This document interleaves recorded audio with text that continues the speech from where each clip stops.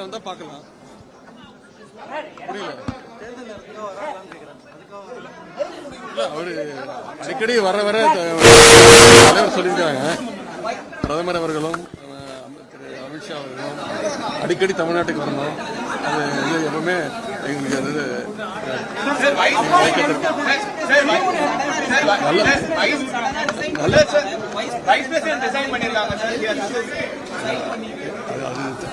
பற்றி நான் குறிப்பிட விரும்பல.